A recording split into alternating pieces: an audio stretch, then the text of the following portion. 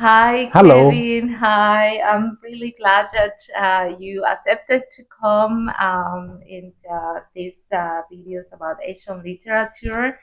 So this year I have been presenting different novels Hmm. and also finding some connection with same subject in psychotherapy. Hmm. And I love it. Your novel Ghost Town. Thank you. Yeah, it is a lot about ghosts coming around and being with people there, Yes. like they are alive, Yeah. right? Yes. I was thinking, so the difference that in your novel, it seems like it's a whole period, like couple of weeks, that the ghosts are around, Yes. A month, actually. a month. Yeah, a month. Yeah. Because, for instance, in Mexico, I think it's only like really one evening, It's one and with evening. something really huge, but it's Yeah. only one Yeah, day. but in Taiwan we have a month, which is a ghost month. Yeah. Yeah. So it's as long as 30 days, actually. Yeah. And do you have like in Taiwan, like each day you do something different? That would be too exhausting. So let me Okay. just start from the beginning. So in this book, it's about ghosts, and it's happening in one day, basically like less than 24 hours in the ghost month. So let's talk about ghost month first. What is a ghost month? In Taiwan, we believe in ghosts. So, and in summer, actually, it's according to the lunar calendar, the moon Yeah. calendar, not the calendar that we usually use. The seventh month, which is July, according to this moon calendar, is the ghost month. So it's usually like August or September, according to our calendar, the modern calendar that we use. And in this month, the gates or the door, maybe the door is a bit too small, but something big, like a big, imagine a big gate or Hmm. something, is opening. What is this? This is the gate leading to the hell. Down there, it's open, so all the spirits and ghosts, hungry ghosts, which have been trapped in the hell for almost a year, are free. They're emancipated. So in this month, they're allowed to uh, go around and roam around with us, with you and me and everybody in this world. So it's as long as 30 days. And in this month, there's some important days. For example, there is like in the middle of the month, there is a very important day where you have to really prepare food for them. Okay. Why? Because they're hungry, and so they've been hungry in the hell. So They don't have food there. yeah, so you prepare like a table on which you have lots of food. Um, and why? Because they're hungry, so that you're inviting them to enjoy the food. And after the food, they're happy and they will not haunt you anymore. Okay. And what? Because Taiwan is a small island, but still there are many different places. And in my hometown, my mom will actually place like a bucket of water in front of the table with a towel. Why? Okay. So that for the ghosts to wash their hands first Yeah. with the water and with the towel. So before consuming the food that we prepare for them, they can wash their hands. That's pretty nice, right? Yeah, Yeah, that's I also know. something like to say, well, now that you are among the living people, let's Yes, preserve some kind of rules, like yes, make yeah. the You same wash for your hands everyone. first, and then you eat, and then enjoy the food. And of course, we, the living people, we have to eat. We have to finish the food as well. So Yeah. because we cannot waste the food. So it's like I don't know, a circle of eating or something. But it's a very big thing. It's about respecting the death. Preserving the memory of those who are gone. And yeah, it's a very big thing in Taiwan. Yeah. I was thinking also that, well, I haven't been in Asia, but when I see something, sometimes I have the impression that ghosts come usually when someone dies Hmm. and something is not completed in the life of this person, that something have to be resolved, or it's something that needs to find a solution for it. And I was thinking in your book, when these ghosts are coming, if there is like someone special that is like coming back and Mm-hmm. asking for um, how the living people could help, and if something is, yeah, resolved, then they Mm-hmm. can rest really Yeah. in So peace. I must say that in Taiwan we believe in ghosts. So ever since I was a kid, I'm very used to listening to all different kinds of ghost stories.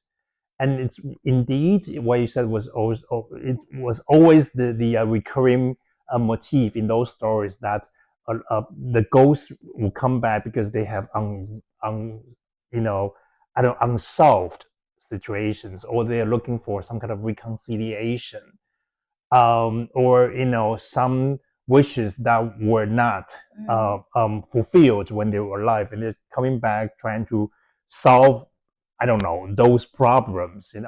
And but it always reminds me, because I studied English when I was in college, and mm, so when it comes to Shakespeare, remember Hamlet? mm, There's ghosts in Hamlet. So I was like, whoa, okay, so how did Hamlet realize that his father was murdered? Because his father's ghost came back to him and said, mm. I was murdered. And so you have Really? to do revenge for me. So again, it's the same situation, right? The ghost came back because, he had some situations that he wanted his son, his Hamlet, to solve the situation for him. So Yeah. it's I'm very fascinated as a writer, the imagination, the fantasy, and the connections to the culture of ghosts. That's why I wrote this book. Yeah, it's fascinating. Also, I was thinking in some parts that when Tiang Hon returns to visit her family, Mm-hmm. his family, after he goes out of prison, Mm-hmm. I was wondering, he comes back in this month, or ghosts are Yes. around, Yes.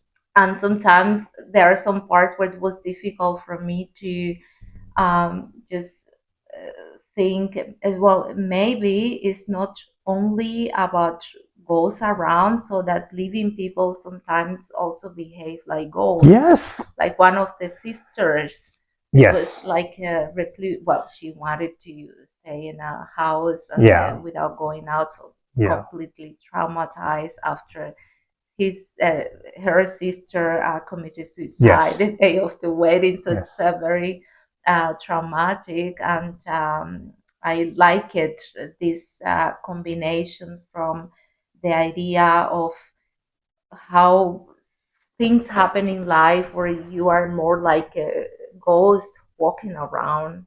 I am so happy that you got that, because we in Taiwan we have a saying, which is 人不人，鬼不鬼.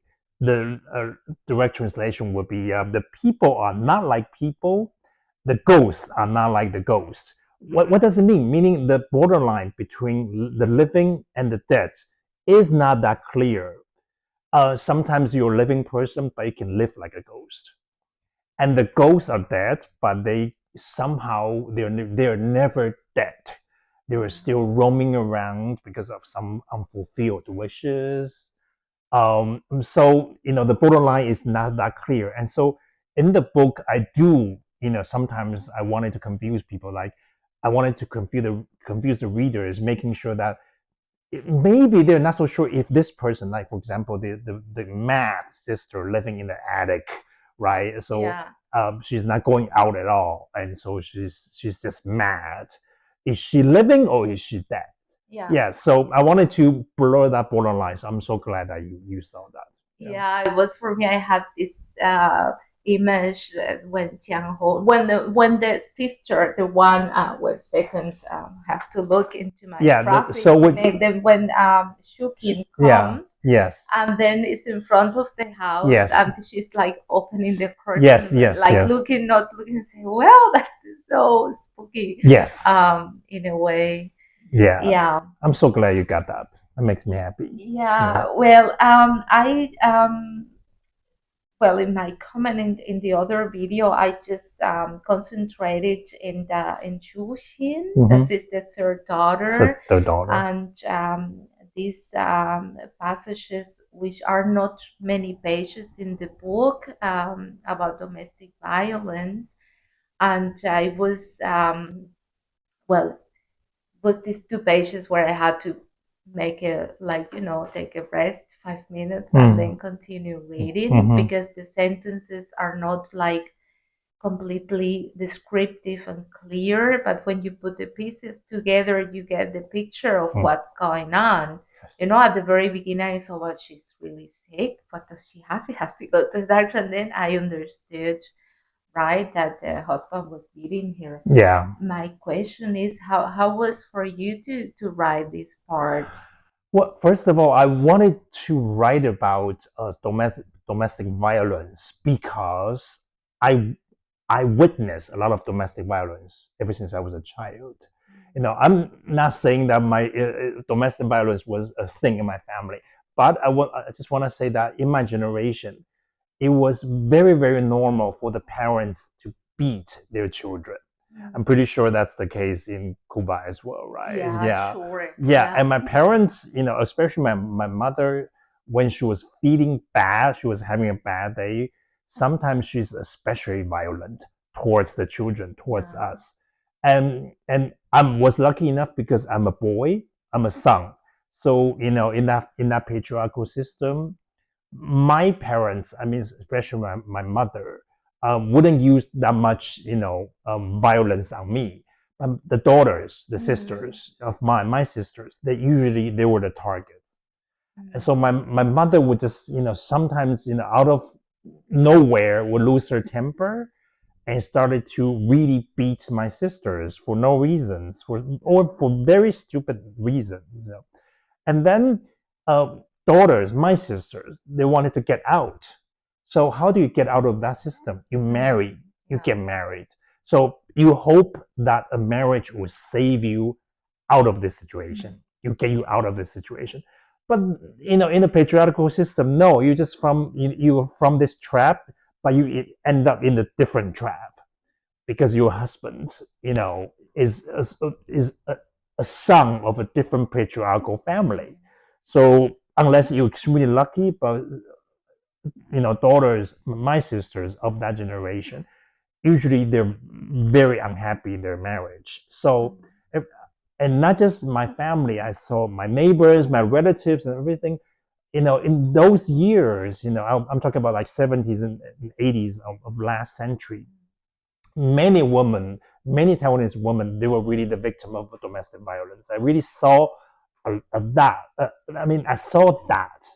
And the thing is, when I was a child, I took that for almost for granted. Like that was Mm. normal. That a man was supposed to hit, to torture a woman, because that was Mm. I was taught that oh, it's okay, it was okay, but it's not. Of course, it's Mm. horrible. So of course, luckily, uh, the society started to transition into a better place. I just a little bit of political background. So there were martial laws in Taiwan between 1949 to 1987. So 38 years of dictatorship. Mhm. So there was only one political party, and and so it was a very oppressed society. It was a military society. So what does that mean? That means violence is very normal in that society, because men have to be macho because they have to be military. Women, they have to be feminine and domestic. And anything that could go against this established system should be punished. Mhm. So women who wanted to be emancipated, they would have been punished, usually by violence. So I witnessed a lot of violence. So when I'm writing this book, which is very much based on my childhood and my Mm. experience, um, I I had to make sure that I include violence, because it's first of all, it's terrible, it's awful, And by writing these stories down, I want to remind people that we can never allow this to happen again. Daughters now, sisters now, women these of this generation, they should be able to live without the fear of being hit by anyone in the world. So it's a Mhm. very important topic for me. Yeah, I was thinking, yeah, how much just to recreate and come out with these ideas, memories. Yes. These are like really painful. Well, coming back to so I thought like again, because I don't have too much background about history in Asian countries. While I was reading, I realized some moments where there is this couple of homosexuals. Mm. They run a Bookshop. bookshop, Yeah. and the police come, Yeah. and one of them dies. Yeah. And I was wondering about this historical background. So, in which part of the society and history takes place your novel? So, So it's roughly based on my own experience. So I was born in the 70s. I was born in 1976. So this book is about the 70s and 80s, and then the present day of Taiwan. And so, as I just told you, there were martial laws in yeah, Taiwan. So, this gay couple owning the bookshop, they were in the early 80s. So that was the time that martial law still existed.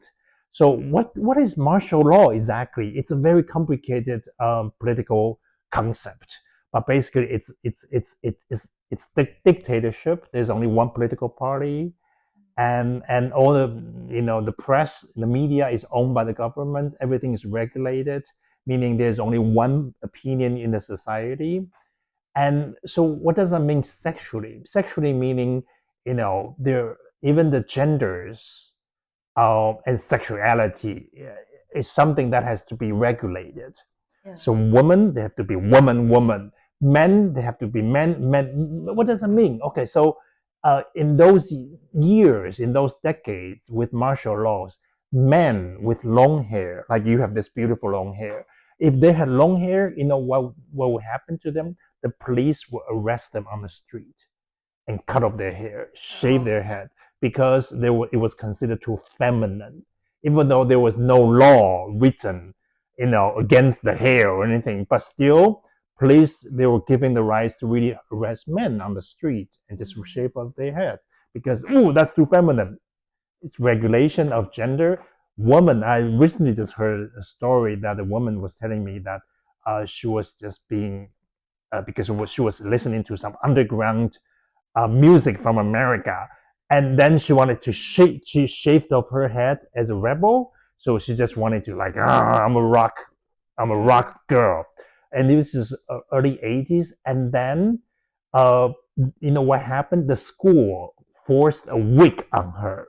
She had to oh, wear a wig. Otherwise, she was considered too boyish, that she is out of the system and it's too dangerous for everybody. So, gender and sexuality was entirely controlled, meaning when it comes to homosexuality, no, it's something that didn't exist.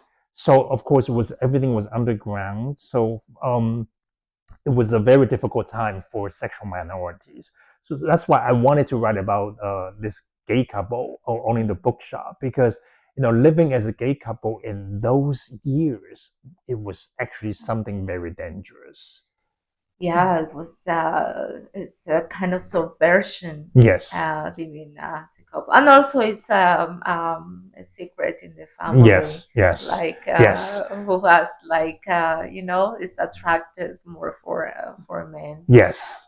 but we won't tell about it No, because no, of it's the rated spoiler R. alert. Yeah, yeah, Yeah, yes. exactly. I could relate very good with it. I also was born in the 70s, and in the Cuban history, it was this revolution in 1959, and in the 70s, the whole homosexuals were sent like a kind of concentration camps. They Mm, have to work really hard. And it's also like having long hair and so on was forbidden. Also because it represents the capitalism and imperialism. Mm. What makes me also think how different countries in different periods have this kind of dictatorships that makes in the end build extremely traditional societies, and it doesn't matter in which direction, if there is like for communists or for capitalists. Yes. Like, this is the mentality that people have to stay in their places, and it's extremely yeah, traditional, Yes. which also is in this family, in the Shin family. Yes. In this graphic is I when I saw that all the daughters, and there are five, except the one that commits suicide, they Yes. are married, Yes. right? And now this woman, the Cicadina, Yeah. that she was trying so hard to get a boy, she made it in the end, Mm-hmm. but they don't have children. That's true. Yeah, they don't have. Yeah, you don't see that in the book. Yeah, You don't see that yeah, in the in book. the book, Yeah. like this the desire of, okay, I have to have a boy. Yes. So Yes. traditionally will mean that the values of the family, the name of the family is given through the main line, Yes. Yes. but in this I family, know. So see, it's so that's why Cicada is so unhappy because her whole life is about giving birth to boys. But eventually, she did give birth to two boys. One ended up in jail. The other one is gay, and also ended up in yeah, jail. So it's like everything she had worked for to make her life even better in this system basically never worked. So, at the end of the book, we realize that she found a way to escape this whole thing, which yeah, is the surprise of the whole book. But the thing is, so it's true that it was very important for a conservative family to have boys because mhm, they carry on the names. And then, according to the system, they have to give birth, they have to get married, marry a woman, and then they have to give birth to sons, to even more sons, and which would be able to carry uh, on the family heritage and the family name. But it's like a vicious circle, It's horrible. It actually doesn't work, and but it's the problem with the whole family, the family Chen in this book is that it's they're working so hard for something that doesn't make any sense. Yes, yeah, yeah. exactly. That's the core of the tragedy. Well, doesn't make sense. It's a very ironic, that these two boys, they don't have their own family in Hmm. the story. This is Hmm. one thing. And also, this is wanting to have pursue like a dream that Oh in the end yeah, yes, is like empty, you yes, know which also makes me think about the reality of Asian countries right now. So yes. much, like an example in China, so much wanted to have a boy, Oh and there were yeah, so many boys that they don't know who they go to marry right now, yes. Because there's a because the gender imbalance. Yeah, there are yeah, more men than women. And I mean, if you're gay, maybe you're lucky. But actually, no, you're not lucky because in China, homosexuality is very much underground. yeah, It's very, very difficult for the LGBTQ plus community to even survive or live a a, a, a life under the sun. It's very, very difficult too. So yeah, it's because of their one child policy. And you never know what happened to those baby girls that were yeah. born into the world. Were they murdered or were they just sent to the countryside? Or we never know because it's not a transparent system. So it's just something that never makes sense. Yeah. Yeah, this is traditions.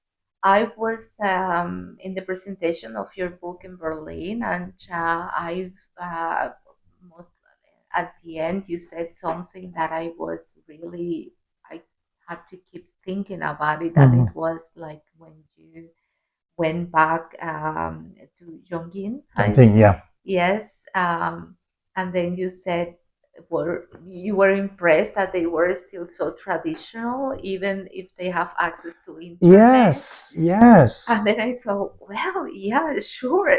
Well, with the internet, you have access to so much information, but it doesn't mean that it works in the direction that will provide some kind of Yeah, development or. because we were naive. We all believed that maybe with internet we will get knowledge and information from different Mm, parts of the world.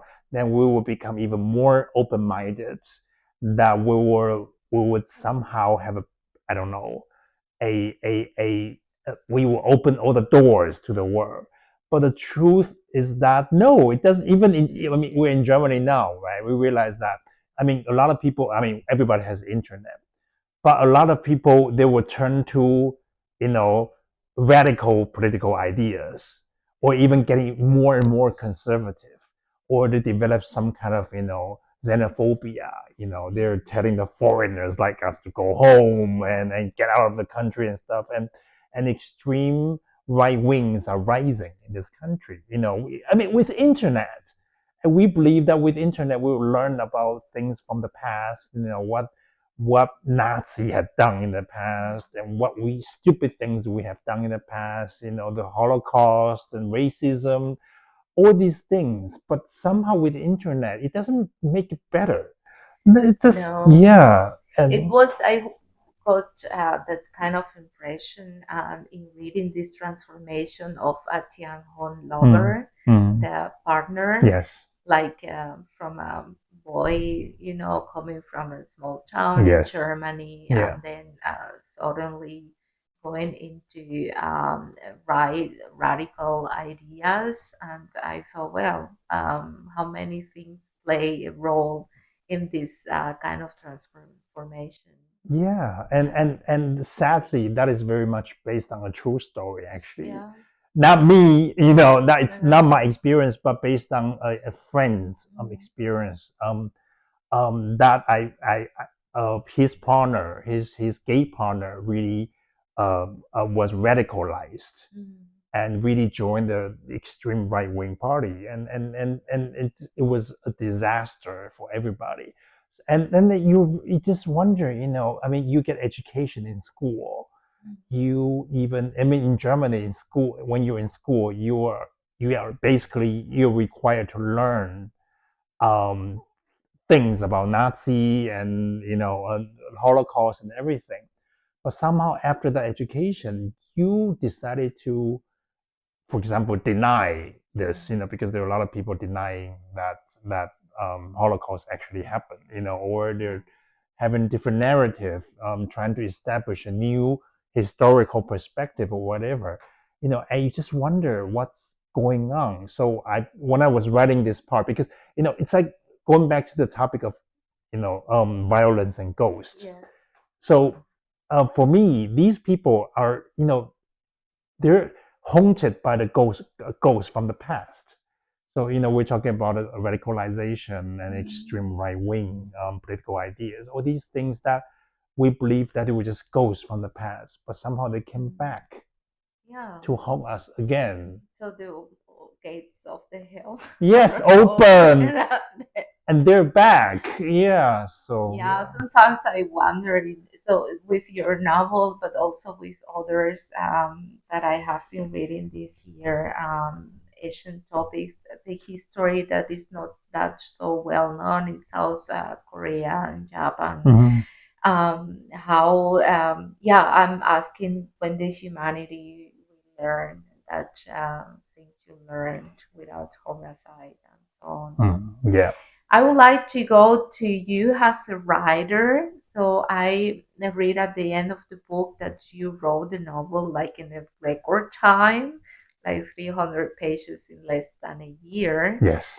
I was wondering, there is like a one part that you said was more difficult for me, in this speedy time, so really quickly. If it were something that you say, well, that I had to like stop and think a little bit till I just could. So the background, the time of the writing for this book was really strange. So I finished the book, actually, this novel, when I was 43, and that was 2018. Um, but actually, I started the novel when I was 33, 34, like 10 years Okay. before I actually finished the book. I was like 33, 34 when I started the book, and but I couldn't continue because I realized, I wasn't there. I was not ready. I was not sad enough. I was not mature enough. So I just stopped. I saved all the files, and I was like, okay, maybe someday I'll come back to them. You never know. And 10 years later, I was like 42. I decided, oh, you know what? I have this story in a drawer that I should, somehow it came to me. And this time I started, and I couldn't stop. And it's actually, it was a, psychologically, it was a very difficult thing to do, because I it's really weird, as if I was possessed by some kind of spirit or ghost, that I will wake up really literally every day around 5:30, sometimes even earlier, without the alarm clock, and I would just start writing. Why? Because the voice is in my head telling me that you Mm, have to finish the book. You have to tell the world needs your yeah. story. It's like the ghosts were in my head. Okay, I'm getting up. Okay, and I'll get up and I'll start writing with just a cup of coffee. I don't need to do yoga or meditation or anything. Okay. I would just sit down and I start writing. And it was a very magical experience. It's like I was, because writing is a very mysterious experience. Sometimes you simply cannot explain. But I was just really possessed, and I needed to write the story. So it was indeed less than a year that I actually finished the book. But for me, physically, it was really, really tough, really difficult, and also psychologically. So the moment I finished the book, I was like, I will let it go, Okay. And then my publisher, my agent, they loved the book, and then went into the editorial work, and I had to read the book again, of course, to try to find the logic and error. And the funny thing is, the book that we read now, Geister Demo, I mean, Mm. Ghost Town, is actually the very first draft. I never really Oh. changed. Nothing, actually, nothing had to be changed except some typos and Mm. some small logical situations. Otherwise, it was the very first draft, and so it's something that I cannot explain. It's like I was meant to finish this book. Yeah, Yeah. finish, write it till the end. Yeah. Yes. Yeah. When I call you at the first time, right, and Mm-hmm. ask you, oh, would you like to be part of this project and the video? I told you the experience that I had this year in September in the literature festival Yes. in Berlin Yes. with two different authors, and the one is the author from Novel Solito, and he said that he could write the book because he was in therapy, and Rebecca Pham, that she said like writing was a therapeutical process because her husband was at the hospital. Mm. They didn't know what kind of disease he had, and she said, well, for her it was cheaper than going into therapy. I found that very funny. And then you said now that it was in the whole process, like um, yeah, thinking about it like in a kind of incubation for maybe 10 years, and then suddenly um, coming out. um, how is it for you, like um, you said, like if you will have to say I will be part of this perspective or the other one, what that could be for you. Yeah. It's, first of all, after we published the book in Taiwan, I was like, okay, nobody will read the book. Why would anyone want to read a book that is based on my hometown, on my childhood, and my experiences? I was like, okay, so I did a book tour in Taiwan, which was not exactly a very successful book tour, and then I came back to Germany. That was 2020, and then COVID happened. Mm. So I thought, okay, this is the end of the book. Nobody's gonna read it, and I will never read it again. But somehow during COVID, it started to sell well in Taiwan, and it became some sort of big bestseller. And then a few months later, it was awarded like the most important literary award in Taiwan. And I was like, what's going on? And then my agent told me that we sold the English copyrights, the French copyrights. Now we have like 14 different languages. And I was like, what's going on? And then, it's been 5 years after, since I published the book. This book has become a ghost that is haunting me all the time because I was like, okay, nobody's gonna read the book and I will never read the book again. But now I have to discuss, like today with you, the book Mm. again. I have discussed the book so many times with in different languages, in different continents, in different countries, in different cities, and sometimes just wondering, what is this? Because for me, you talked about the therapeutic elements of writing. Yes, for me, it was almost like a therapy. I Mm. finished the book and I felt free. I felt emancipated. And I felt like, okay, this is it because I told my story and that's my truth. And that's it. And nobody's gonna take it seriously. But now, now we have a German translation and things, and we have different conversations. I don't know what happened. I really don't, because people ask me, so how did you make it happen? I said, I don't know. All I did was I just finished the book, I told my truth, and that's it. And for the rest, I when things come to me, I would just, okay, let's do it. Like you invited me to do to talk with you in this video. I'm like, sure, let's do that because first of all, I enjoy conversations, right? Because literature is about creating Yeah. conversations and dialogues, and so any chance that I could initiate, start a conversation, I'm there because I like words, I like human conversations, and and and then going back to the book, Ghost Town. It's it's a very strange experience even to this day. That why would people even read the book, right? I mean, so I was in Frankfurt the book fair in Frankfurt, Yeah. and then I was just feeling like, why am I here? Because I've been to the book fair so many times, but Oh. as a translator, as someone hosting events, but never as a writer, because I never believed that I will ever have a German translation of my books in here in this Yeah. country. But then this year we have the German translation, and I was there, and I was in different talks. I was having different conversations. I don't know, so I don't have a good answer to that. All I can say is that maybe as a writer, telling your truth is very important. Yeah, and it feels honest also when you read the book, like really authentic. That is not like there is stories that you have to feel in there, a lot of construction in it, or do I buy it the way it is? But it feels like really authentic Thank you. there. And I was also thinking about the time, so.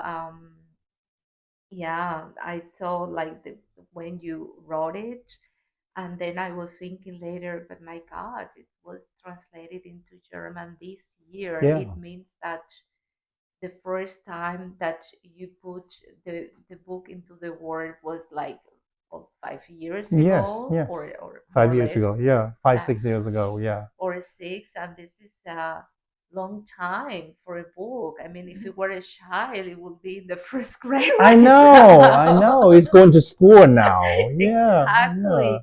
And still, this going with you everywhere. I don't know, I thought that maybe translation into German language take longer Yes. than other languages, and it still is for the author to continue like listening to people like me, but also like thinking, okay, what did I say there, and or what will I say that today if I will have to write it again. Yes.